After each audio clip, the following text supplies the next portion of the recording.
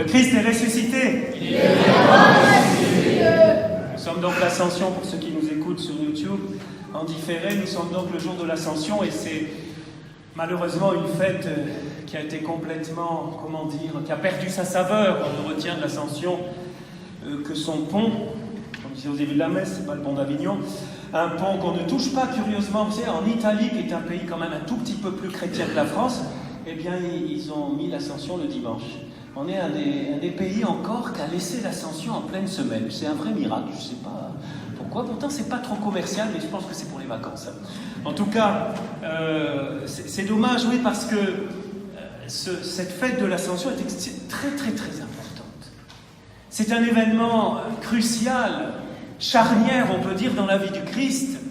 Mais j'aimerais, avec vous, à la lumière de la parole de Dieu, voir comment c'est un événement qui nous concerne beaucoup plus que ce que nous le croyons, qui a un impact sur notre vie quotidienne beaucoup plus que ce qu'il en paraît au premier abord. Car au premier abord, avouons-le, nous pensons que cette fête de l'Ascension, oui, c'est beau, c'est spirituel, c'est glorieux, mais ça ne change rien du tout à notre vie. Le Fils de Dieu s'est fait chair, il a souffert, il est mort, il est ressuscité pour nous sauver. On dirait aujourd'hui, il a fait le job. Il a fait le job, il remonte chez son papa et dit « mission accomplie, c'est bon ».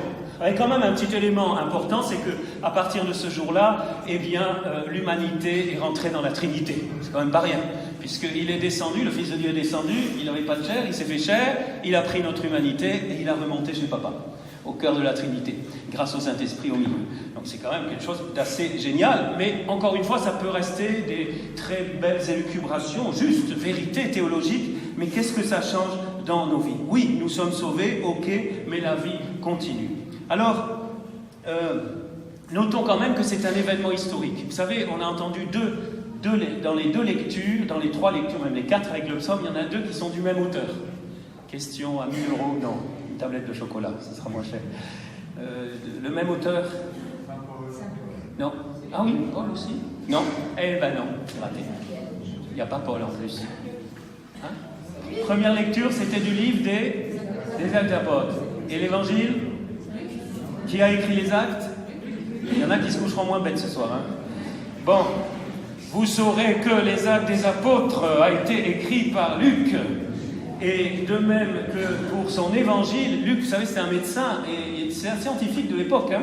Donc il s'est bien informé, il le dit dans les Actes, il le dit au début de l'évangile, de son évangile, et il part même de preuves. Donc vraiment, c'est un événement historique, il y a eu des témoins oculaires, comme on l'entend, de cette ascension. Mais encore une fois, tout ça c'est bien beau, mais qu'est-ce que ça change à ma vie de tous les jours? C'est la question que je vous pose, que je me pose. Le Christ qui monte au ciel, tout cela me semble très très éloigné. En plus, on parle de ciel, on parle d'ascension. On n'est pas au ciel, jusqu'à preuve du contraire. Et c'est même pire aujourd'hui. Aujourd'hui, on pourrait presque dire que c'est presque un jour triste, parce que Jésus est parti.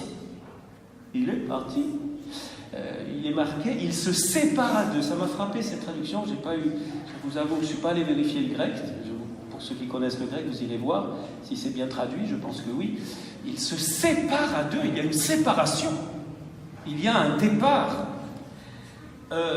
Ok, Jésus, tu nous dis à la fin de l'évangile de Matthieu, c'est même, si je ne me trompe pas, le dernier verset, Matthieu 28-20, que tu seras avec nous tous les jours, jusqu'à la fin du monde, des temps, enfin jusqu'au bout. Ben, tu es parti. Hein. Alors, il faut savoir, tu es là ou tu n'es pas là?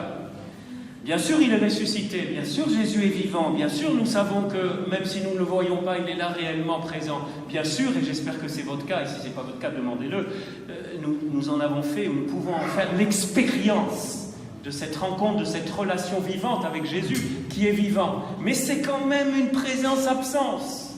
Et pour beaucoup, c'est plutôt absence que présence. Et il y a des moments dans notre vie où c'est plus absence que présence.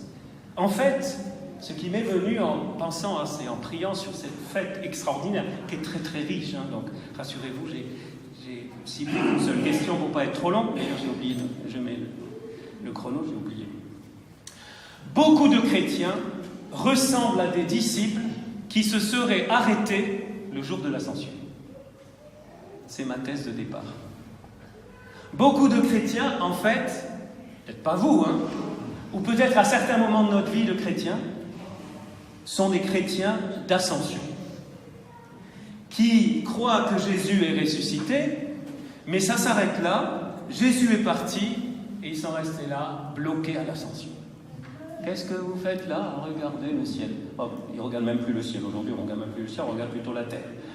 On risque de rester bloqué, alors que justement les anges disent aux apôtres, pourquoi restez-vous là à regarder? Et la grande nouvelle de ce jour et de ces 10 jours qui commencent, c'est que l'histoire ne s'arrête pas à l'ascension. C'est absolument fondamental. Il y a une suite. Il y a une suite dont on parle assez peu, qui se résume souvent aussi à un jour de fête, c'est dans 10 jours, et puis en France on a même rajouté le lundi, qui n'est pas liturgique entre parenthèses, le lundi de Pentecôte. Il y a cette fameuse promesse qui s'est réalisée parce que le Seigneur tient toujours ses promesses, et que nous avons entendues. Je vous le répète, si vous n'avez pas bien écouté, Luc 24, « Et moi, je vais envoyer sur vous ce que le Père a promis. Quant à vous, demeurez dans la ville, on va y revenir sur demeurer dans la ville à la fin, jusqu'à ce que vous soyez revêtus d'une puissance venue d'en haut. » Donc, Jésus promet cette extraordinaire promesse qui s'appelle le Saint-Esprit. Il l'a expliqué avant sa passion. Vous savez, quand on lit l'Évangile, on voit qu'il a attendu vers la fin. C'est particulièrement dans les chapitres, pour ceux qui vont à la messe en semaine, on l'a entendu ces jours-ci, dans les chapitres 14, 15, 16 de l'Évangile de Jean, juste avant la passion. Il a attendu ce moment-là, après 3 ans de ministère public, pour expliquer aux apôtres qui déjà, en 3 ans, ils devaient déjà assimiler pas mal de choses. À leur place, je ne sais pas ce qu'on aurait fait. Et il a attendu ce moment-là pour leur livrer comme un secret, comme la promesse des promesses. Cette personne extraordinaire du Saint-Esprit, qu'il a déjà annoncé au début. Vous vous souvenez peut-être dans la synagogue de Nazareth, pour ceux qui lisent l'Évangile. D'ailleurs, je vous conseille de lire l'Évangile, pour ceux qui... Parce qu'on croit le connaître, mais il faut l'ouvrir, le réouvrir. Et dans le même Saint Luc au chapitre 4, vous vous souvenez, il rentre dans la synagogue où il a grandi, là, de Nazareth, et il ouvre le livre et dit « L'Esprit du Seigneur est sur moi, parce que le Seigneur m'a consacré par l'onction. » Donc déjà, il annonce, puis on va voir l'Esprit Saint à l'œuvre. Les apôtres ont vu que par l'Esprit Saint, Jésus opérait des miracles, multiplication de pain, marchait sur les eaux, etc. Mais désormais, cet Esprit qui est descendu sur Jésus qui est le oint, O-I-N-T, celui qui a l'onction par exemple, Christ, ça veut dire ça, celui qui a l'onction, bien désormais, ce Saint-Esprit n'est pas seulement sur la tête de l'Église, qui est Jésus, mais sur tout le corps, sur nous. Et c'est ça l'extraordinaire promesse. Et c'est ça la suite qu'il ne faut surtout pas oublier, et pas zapper après l'ascension, et pas rester bloqué à l'ascension. Cette promesse, ce Saint-Esprit, il est donné pour tous, et il est donné pour le témoignage. Et ça, c'est la seconde partie, intimement liée à la première, qu'il ne faut surtout pas séparer, qu'on a entendu dans la première lecture. Vous recevrez une puissance, le pape en a parlé il y a quelques jours, c'était même c'était hier je crois, il a parlé de ce dynamis. Il nous a invités à être des chrétiens dynamiques. Dynamis, c'est traduit souvent dans nos Bibles, ici je pense qu'ils ont mis puissance.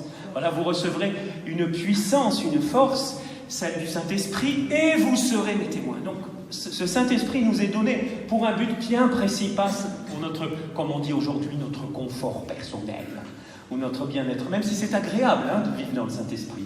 Il n'y a pas plus meilleure vie qu'une vie dans le Saint-Esprit. Mais le Saint-Esprit nous est donné pour que nous soyons témoins dans notre vie. Alors Jérusalem, pour les uns, pour nous, à Fréjus, Jérusalem c'est Fréjus. Notre Jérusalem c'est Fréjus. Il y en a de Saint-Raphaël ici, votre Jérusalem c'est Saint-Raphaël. S'il y en a de Lille, votre Jérusalem, c'est Lille. Quel que soit le climat, c'est votre Jérusalem. Voilà. Et puis après, la Samarie, la région. Nous, c'est PACA, enfin, on dit région sud, je crois que c'est plus beau. Et puis après, jusqu'aux extrémités de la terre. Vous voyez, donc, l'invitation d'aujourd'hui, de cette parole, c'est de ne pas rester bloqué là, à l'ascension. Et malheureusement, encore une fois, beaucoup de chrétiens, même parfois, comme on dit, entre guillemets, pratiquants, restent bloqués à l'ascension. Enfin, c'est déjà pas mal d'être arrivé à l'ascension, Ça veut dire qu'on croit que Jésus est ressuscité. Seulement, on le croit, on le sait, mais on ne l'expérimente pas. Parce qu'il manque cette expérience du Saint-Esprit qui nous permet non seulement d'expérimenter, de vivre une relation vivante, mais en plus d'annoncer, parce qu'il y a plus de bonheur à donner qu'à recevoir, de ne pas garder cette bonne nouvelle pour nous. Donc, ça change vraiment tout de passer de l'ascension à la Pentecôte. Et c'est les 10 jours. Vous avez bien compris que je nous coach, je nous prépare pour rentrer dans ces 10 jours merveilleux qui vont culminer à la Pentecôte, pour passer de l'immobilisme, de la tristesse, de la tiédeur, de la tristesse de la séparation. Il se sépare à deux, à une vie chrétienne exaltante, dynamique, où le royaume de Dieu se manifeste parce que nous le laissons se manifester. Imaginez que les apôtres aient dit à Jésus, écoute, c'est pas mal, on a vécu 3 bonnes années ensemble, c'était sympa, hein, c'était pas mal, bon, tu es mort, tu es ressuscité, tu remontes dire, faire ton rapport à ton papa, on est sauvés, c'est génial, donc maintenant on reprend nos filets, c'est d'ailleurs ce qu'ils ont fait, on reprend nos filets, enfin ils ont fait ça dans les 40 jours, on reprend nos filets, on reprend notre vie normale, et puis on sait que quand on mourra, tu nous accueilleras, rendez-vous au ciel, tu nous as dit que tu nous prépares une demeure, donc on a notre place assurée, même si c'est un strapontin, c'est pas mal quand même, au ciel, voilà. Et vous savez, ils auraient pu dire ça, et malheureusement, c'est ce que beaucoup de baptisés vivent, et c'est dommage, se privent d'une joie. Et si je vous le dis, c'est non seulement pour que nous-mêmes, nous grandissions dans cette joie, mais que nous la communiquions. Vous avez vu qu'il repart à Jérusalem, il est dit en grande joie. Et que cette joie, nous la communiquions, à commencer par même les baptisés. Alors c'est vrai, il y en a de moins en moins en France. C'est pas une raison. Et puis à tous les autres, sans distinction, que nous leur disions, nous leur donnions envie de découvrir que l'histoire ne s'arrête pas là et que nous pouvons vivre une vie chrétienne qui n'est pas simplement une vie de pratique, mais qui est une vie pleine, parce que le Saint-Esprit aura sa place, parce que nous le laissons libre d'agir. Alors, ma question, je dirais comme le pape François, en toute humilité, en toute simplicité, répondez dans vos cœurs. On ne va pas lever la main aujourd'hui. Changer un peu.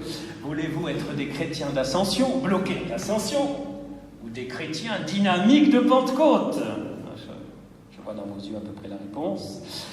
Et si vous n'avez pas compris, relisez la parole de Dieu, parce que il y a 10 jours pour rentrer dans cette vie sans cesse nouvelle, dans cette promesse. Vous avez entendu Jésus dire, cette promesse, vous l'avez entendue de ma bouche, alors que Jean a baptisé avec de l'eau, vous, c'est dans l'Esprit Saint que vous serez baptisés d'ici peu de jours. Et là, nous avons une réponse sur le comment. Comment appliquer ce que pauvrement j'ai essayé d'expliquer maintenant avec mes mots et que ça ne reste pas une prédication, que ça ne reste pas des paroles. Comment ? Par un baptême, par une immersion. Le pape François nous en parle souvent en ce moment, depuis qu'il est pape.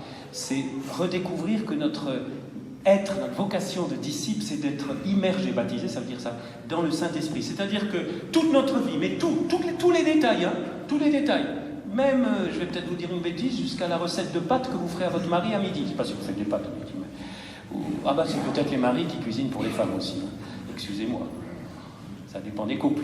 Voilà, dans tous les détails, j'immerge le Saint-Esprit. Voilà, ça ne veut pas dire être là. Justement, c'est pas être là, complètement dans les nuages. Qu'est-ce que vous êtes là, regardez en l'air. Ça devait être glorieux, hein. L'ascension, ça devait être pas mal du tout. D'ailleurs, j'ai cherché sur YouTube un peu des images d'ascension, des films d'ascension, il n'y a pas grand-chose. C'est même nul en général. Comment vous voulez mettre en image, en film, l'ascension? Avis aux metteurs en scène pour Cannes l'année prochaine, s'ils veulent. Mais c'est extrêmement difficile. Ça a dû être un moment. On a des indications dans la Bible, hein, on vient de l'écouter, mais ça a dû être un moment absolument. Et vous imaginez, Jésus, pendant qu'il s'est levé, il bénissait. Très intéressant aussi. En se séparant, il nous bénit. On a la bénédiction de Jésus. Bon. Mais concrètement, justement, dans notre vie la plus, j'allais presque dire la plus matérielle, la plus incarnée, comment vivre comme chrétien de Pentecôte et pas rester des chrétiens d'ascension, être vraiment des chrétiens de Pentecôte. Je me permets de vous donner 3-4 petits conseils et après j'ai fini. 1. Mieux connaître ce cher Saint-Esprit, prendre conscience qu'il est là, que non seulement il vient à chaque fois, mais qu'il est en nous, que nous sommes marqués par son sceau, que nous sommes le temple du Saint-Esprit, même notre corps, dit Saint Paul, est le temple du Saint-Esprit. Donc une prise de conscience. 2e petit conseil, un accueil sans condition. Ça c'est le plus difficile, parce qu'on a un peu peur. Aïe, aïe, aïe, aïe, aïe, qu'est-ce qui va se passer si j'ouvre les portes au Saint-Esprit? Oui, oui, oui, oui, oui, je vois, quand je regarde la vie des saints, alors certains pensent, je vais beaucoup souffrir. C'est marqué où? Donnez-moi le verset, je n'ai pas trouvé dans la Bible. Hein. C'est pas parce qu'au contraire, vous allez recevoir une force, une consolation, ça s'appelle le consolateur. Peut-être certains vivent des deuils en ce moment, il va vous consoler. Il va vous consoler dans votre souffrance, dans vos épreuves, il va vous donner la force, il est génial. Si je commence à parler du Saint-Esprit, on est là demain, donc j'arrête. Troisième petit conseil, collaborer.